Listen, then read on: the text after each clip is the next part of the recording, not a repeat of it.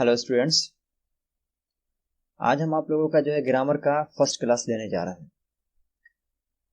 सबसे पहले पढ़ने से पहले हम लोग ये जान लें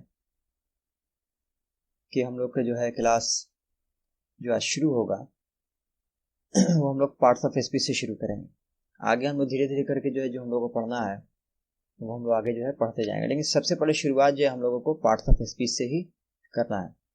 जैसे कि प्रीवियस क्लासेस में आप लोगों ने पढ़ा भी होगा पार्ट्स ऑफ स्पीच के बारे में, लेकिन फिर भी हम लोग को इस क्लास में भी हम लोगों को पार्ट्स ऑफ स्पीच के बारे में पढ़ना है। उसमें आप लोगों ने पढ़ा था पार्ट्स ऑफ स्पीच के बारे में हर चीज़, और यहाँ भी हम लोग पार्ट्स ऑफ स्पीच के बारे में एक एक करके हम लोग पढ़ेंगे। तो सबसे पहले हम लोग पार्ट्स ऑफ स्पीच के बारे में जानेंगे। पार्ट्स ऑफ स्पीच आखिर है क्या, कि इसका डिफिनेशन होता है कि words are divided into 8 classes according to their function in a sentence. This classes are known as parts of speech. इसको हम आपको अभी सामने लिख देंगे। इसको आपको करना क्या है कि जो भी चीज़ हम पढ़ाएंगे आप लोगों को, जो भी चीज़ इसमें बताएंगे, उसको आप लोगों को क्या करना है कि अपनी कॉपी में उसको लिखना है, और इसको कॉपी में लिख करके इसको आपको रिवाइज करना है। जो भी चीज़ आप लोगों को लिख करके दी जाएगी उस सारी चीज़ों को आप लोगों को कॉपी में एक लिखना है। तो सबसे पहले आपके स्क्रीन पर दिखता होगा कि पार्ट्स ऑफ स्पीच लिखा हुआ सामने दिख रहा है आपके, कि पार्ट्स ऑफ स्पीच। अब हम लोग सबसे पहले पार्ट्स ऑफ स्पीच का सबसे पहले हम लोग डिफिनेशन लिखते हैं।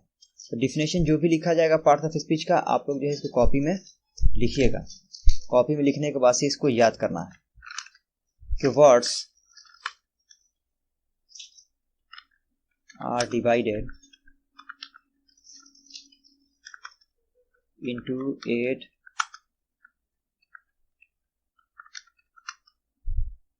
Classes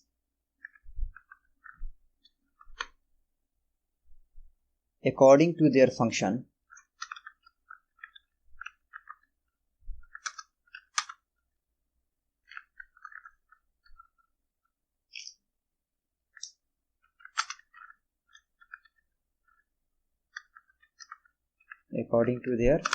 function in a sentence.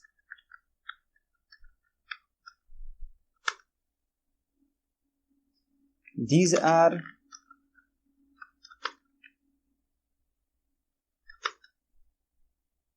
known as parts of speech.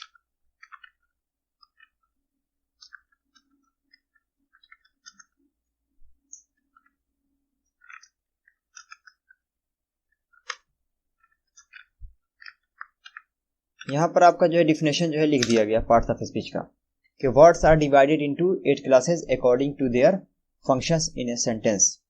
There are known as parts of speech. इसका हिंदी भी आप लोगों को हम बता देते हैं कि इसका हिंदी होगा कि शब्दों को वाक्य में उनके कार्य के अनुसार 8 भागों या समूहों में बांटा गया है। इन भागों को पार्ट्स ऑफ स्पीच कहा जाता है। इसको फिर से हम दोहरा रहे हैं, इसको याद करिए। आप फिर से सुनिए कि शब्दों को वाक्य में उनके कार्य के अनुसार 8 भागों या समूहों में बांटा गया है। इन भागों को पार्ट्स ऑफ स्पीच कहा जाता है। सामने स्क्रीन पे दिखता होगा कि पार्ट्स ऑफ स्पीच लिखा हुआ है, और उसके नीचे उसका डिफिनेशन लिखा हुआ है कि पार्ट्स ऑफ स्पीच होता क्या है। कि words are divided into 8 classes according to their function in a sentence. These are known as parts of speech. अब हम लोग एक एक करके parts of speech 8 parts of speech के बारे में एक एक हम लोग करके हम लोग जानेंगे। तो सबसे पहला हमारा होता है पार्ट्स ऑफ स्पीच में, हमारा सबसे पहला होता है, सबसे पहला क्या है, नाउन। सबसे पहला है हमारा नाउन, जिसको हम लोग कहते हैं हिंदी में संज्ञा जिसे कहा जाता है। दूसरा क्या है, प्रोनाउन, जिसको हम लोग क्या कहते हैं, सर्वनाम कहते हैं। इसके से तीसरा क्या है, वर्ब,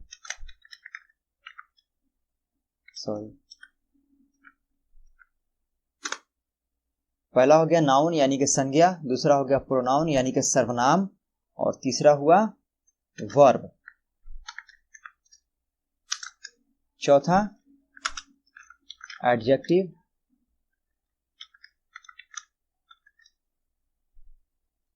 जिसको हम लोग कहते हैं हिंदी में विशेषण कहते हैं।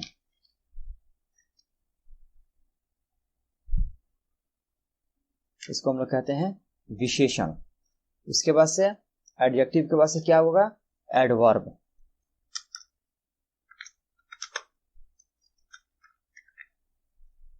एडवर्ब, एडवर्ब को हम लोग कहते हैं हिंदी में क्रिया विशेषण।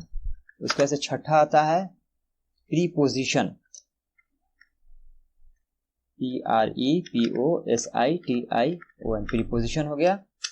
उसके से सातवां हमारा आता है कंजक्शन, जिसको हम लोग कहते हैं संयोजक अवयव कहते हैं।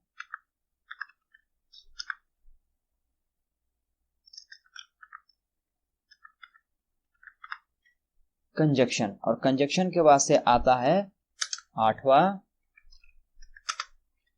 इंटरजेक्शन। इंटरजेक्शन, इसको हम लोग कहते हैं विस्मयादि बोधक अवयव कहा जाता है। सबसे पहला हमारा क्या है, नाउन। अब यहां से हम लोग पढ़ना शुरू करते हैं कि parts of speech. Parts of speech क्या है, what is parts of speech? The words are divided into 8 classes according to their function in a sentence. These are known as parts of speech. यानी कि शब्दों को वाक्य में उनके कार्य के अनुसार 8 भागों या समूहों में बांटा जाता है। इन भागों को पार्ट्स ऑफ स्पीच के नाम से जाना जाता है। ठीक है, पहला हमारा आता है नाउन, संज्ञा। दूसरा है प्रोनाउन, सर्वनाम। तीसरा है वर्ब यानी कि क्रिया। चौथा है एडजेक्टिव यानी कि विशेषण। पांचवा है एडवर्ब, क्रिया विशेषण। छठा है प्रीपोजिशन, संबंध बोधक अवयव। सातवां है कंजक्शन, संयोजक अवयव। और आठवां है इंटरजेक्शन। अब हम लोग आते हैं कि सबसे पहले ये चीज जानते हैं कि नाउन। नाउन के बारे में हम लोग जो है पिछले क्लास में भी हम लोग पढ़ चुके हैं कि what is noun.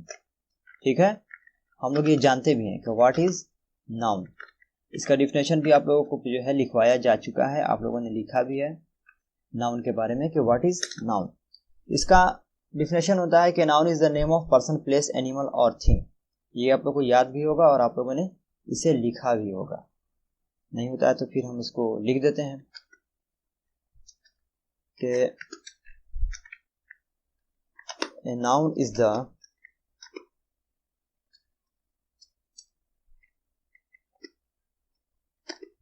name of a person,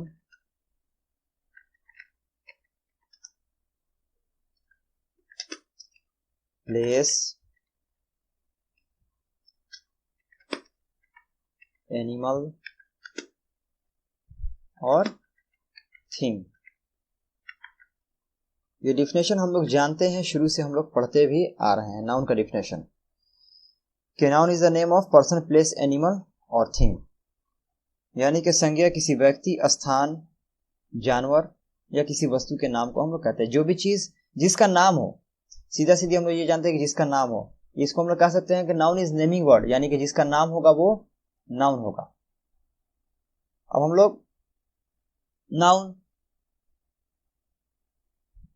जैसा कि हम नाउन के बारे में बता रहे थे कि प्रीवियस क्लासेस में भी हम लोग नाउन के बारे में पढ़े हैं कि a noun is the name of a person, place, animal और थिंग, यानी कि नाउन को हिंदी में संज्ञा कहते हैं कि संज्ञा किसी व्यक्ति, स्थान, जानवर या किसी वस्तु के नाम को कहते हैं।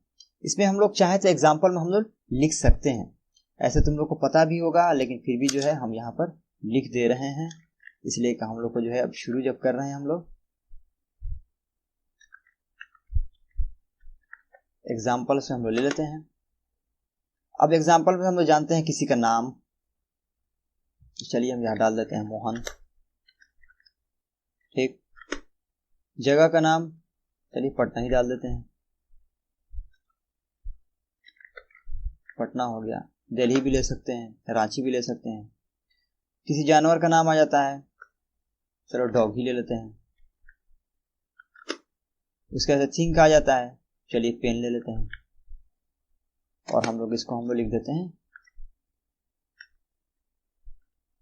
ETC, जिसको हम लोग बोलते हैं एक्सेट्रा, यानी कि हिंदी में कहा है इत्यादि।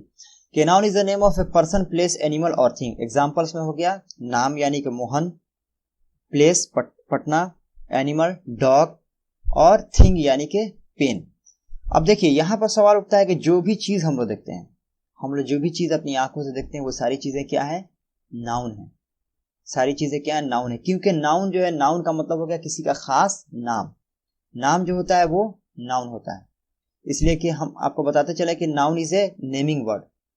हम जो भी चीज देखते हैं अपनी आंखों से, जो भी चीज हम देखते हैं या महसूस करते हैं वो सभी नाउन है। पता है क्यों? क्योंकि दुनिया में जो भी चीजें हैं सबका नाम है, इसलिए जिसका नाम होगा वो नाउन होगा। हम लोग देखते हैं क्लाउड्स, बादल, बादल का भी तो नाम है, तो वो भी तो नाउन हुआ।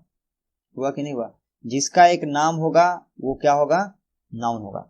अब हम लोग इसके आगे चलते हैं, नाउन के हम लोग फिर आगे चलते हैं। अब हम लोग बढ़ते हैं काइंड्स ऑफ नाउन की तरफ, कि काइंड्स ऑफ नाउन। ठीक है,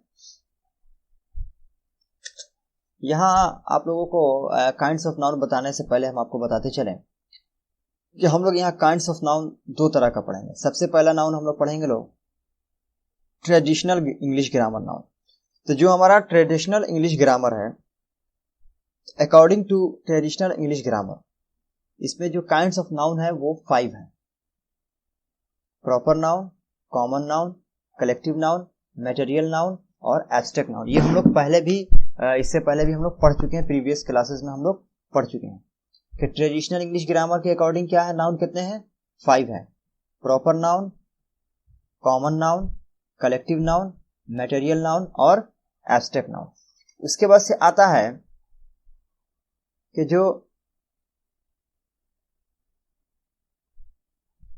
मॉडर्न इंग्लिश ग्रामर के according to modern English grammar kinds of noun 3 है। कौन कौन से? प्रॉपर नाउन, काउंटेबल नाउन और अनकाउंटेबल नाउन। यहां पर क्या किया गया है कि जो मॉडर्न इंग्लिश ग्रामर है, इस मॉडर्न इंग्लिश ग्रामर में क्या किया है कि यहां पर मिला दिया है तुमको किसको किसको, कि प्रॉपर नाउन को तो एक ही जगह रखा है, कॉमन नाउन और कलेक्टिव नाउन को एक कर दिया है, और मटेरियल नाउन और एब्स्ट्रैक्ट नाउन को एक कर दिया है। यानी कि एक कर दिया है तुमको काउंटेबल नाउन, जो कि कॉमन नाउन और कलेक्टिव नाउन को एक में कर दिया काउंटेबल नाउन, और मटेरियल नाउन और एब्स्ट्रैक्ट नाउन को मिलाकर कर दिया तुमको अनकाउंटेबल नाउन।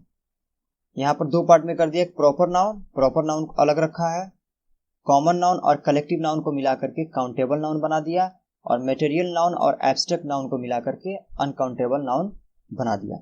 तो हम लोग को पढ़ना है, हम लोग दोनों को पढ़ेंगे, दोनों को हम लोग देखेंगे कि ट्रेडिशनल इंग्लिश ग्रामर और मॉडर्न इंग्लिश ग्रामर दोनों को पढ़ेंगे, according to traditional English grammar और according to modern English grammar. कि ट्रेडिशनल इंग्लिश ग्रामर के according to traditional English grammar kinds of noun 5 हैं। इसको याद रखना है, ऐसे हम लिख देंगे, आप लोग इसको लिख लीजिएगा, लेकिन फिर भी हम जो बोल रहे हैं तो इसको आप लोग ध्यान से सुनिए कि traditional according to traditional English grammar kinds of noun 5 हैं। Proper noun, common noun, collective noun, material noun और एब्स्ट्रैक्ट नाउन। और मॉडर्न इंग्लिश ग्रामर के according to modern English grammar kinds of noun कितने हैं? 3 हैं। प्रॉपर नाउन, काउंटेबल नाउन और uncountable noun. हम इसको फिर से दोहरा दे रहे हैं कि प्रॉपर नाउन ट्रेडिशनल ग्रामर और मॉडर्न इंग्लिश ग्रामर में दोनों में प्रॉपर नाउन सेम है, लेकिन ट्रेडिशनल ग्रामर में कॉमन नाउन और कलेक्टिव नाउन को मिलाकर के काउंटेबल नाउन बना दिया, और मटेरियल नाउन और एब्स्ट्रैक्ट नाउन को मिलाकर के अनकाउंटेबल नाउन बना दिया। अब हम लोग आगे पढ़ते हैं काइंड्स ऑफ नाउन।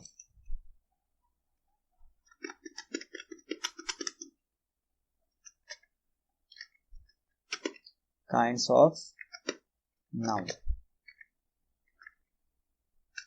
ठीक है।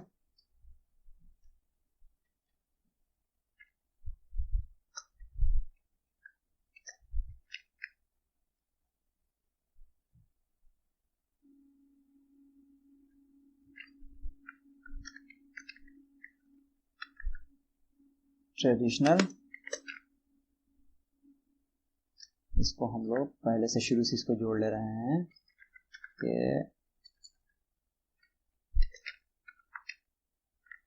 according to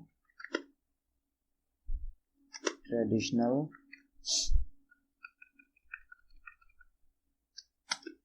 English grammar। ठीक है। First proper noun,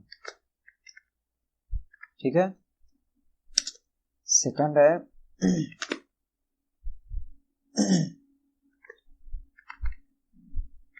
common noun,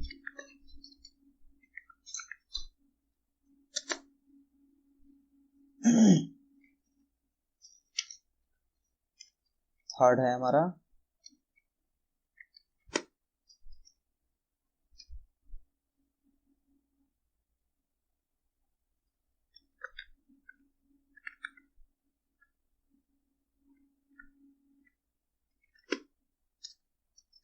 collective noun, ठीक है। फोर्थ है material noun,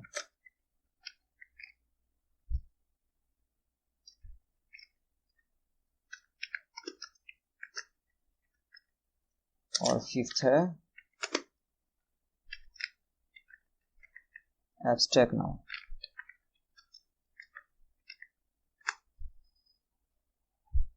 proper noun, proper noun को हिंदी में कहा जाता है व्यक्तिवाचक संज्ञा। प्रॉपर नाउन को हिंदी में क्या कहा जाता है? व्यक्तिवाचक संज्ञा। सेकंड है कॉमन नाउन, कॉमन नाउन को हिंदी में कहा जाता है जातिवाचक संज्ञा। कॉमन नाउन मीन्स जातिवाचक संज्ञा। उसके बाद से तुम्हारा कलेक्टिव नाउन, कलेक्टिव नाउन को क्या कहते हैं? समूहवाचक संज्ञा, यानी कि ग्रुप, नंबर ऑफ ग्रुप यानी कि समूह। उसके बाद से चौथा है मटेरियल नाउन, यानी कि द्रव्यवाचक संज्ञा। और पांचवा है एब्स्ट्रैक्ट नाउन, यानी कि भाववाचक संज्ञा।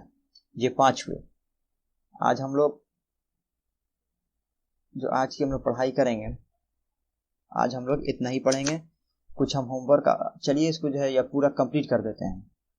ट्रेडिशनल हम लोग according to traditional English grammar पढ़ लिए। अब according to modern English grammar, इसको भी हम लिख दे रहे हैं और फिर हम दोहराते जा रहे हैं कि इसको कॉपी में जो है नोट कर लेना है। मॉडर्न इंग्लिश ग्रामर, क्योंकि जब स्कूल खुलेगा तो स्कूल खुलने के टाइम जो है, स्कूल खुलने के बाद से ये सब चीजें हम देखेंगे आप लोगों के कॉपी में कि आप लोगों ने इसे किया है कि नहीं किया है।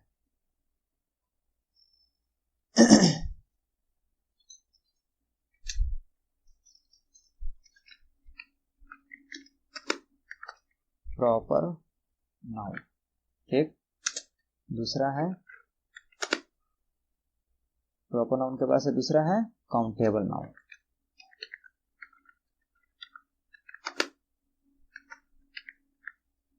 और थर्ड नंबर है अनकाउंटेबल नाउन।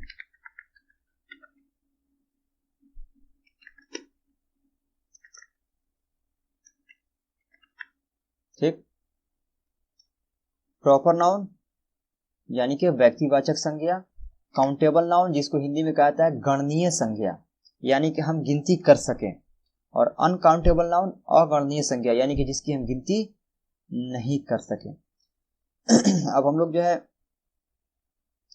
जो अगला क्लास हमारा होगा, आज हम लोग जो इतना ही पढ़ेंगे। कुछ होमवर्क आप लोग को हम बनाने के दे देंगे, और जो हम लोग का अगला क्लास होगा, अब हम लोग अगले क्लास में proper noun, common noun, collective noun, material noun, abstract noun, इन पांचों के बारे में हम लोग जानेंगे। इसको हम जो है हाईलाइट कर दिया आप लोगों को कि इसके पांचों के बारे में हम लोग पढ़ेंगे। इसके बाद से फिर हम लोग मॉडर्न इंग्लिश ग्रामर का जो है प्रॉपर नाउन, काउंटेबल नाउन और अनकाउंटेबल नाउन, फिर उसके बाद से हम लोग इस पर जो है डिस्कस करेंगे। उससे पहले जो है हम लोग क्या करते हैं कि कुछ होमवर्क आप लोग को देते हैं, जिसको आप लोग घर से करके लाइएगा। यहाँ पर कुछ होमवर्क हम दे रहे हैं आप लोगों को, जैसे कि लिखा हुआ है अंडरलाइन द नाउन, यहाँ जो भी नाउन है, जैसे Guddu is tall, that is a dog, he lives in Patna, she likes apple और ही इज ए बॉय। तो ये 5 हमने सिर्फ दिया है, सिर्फ 5 ही दिया है। इन 5 को क्या करना है, एक अंडरलाइन करना है। जो नाउन है उसको अंडरलाइन करना है। ये आप लोग का होमवर्क रहेगा। ये आप लोग होमवर्क जो है इसको बना लीजिएगा और होमवर्क कैसे चेक करना है ये आप लोग को बता दिया जाएगा। आज के लिए बस इतना ही। कल हम लोग जो है, अब अगले क्लास में जो है हम लोग इसके आगे जो है, जो हम लोगों ने नाउन्स का काइंड्स ऑफ नाउन जो हम लोगों ने लिखा है, इसके बारे में आगे क्लास में हम लोग जो है इसके बारे में पढ़ेंगे। Thank you.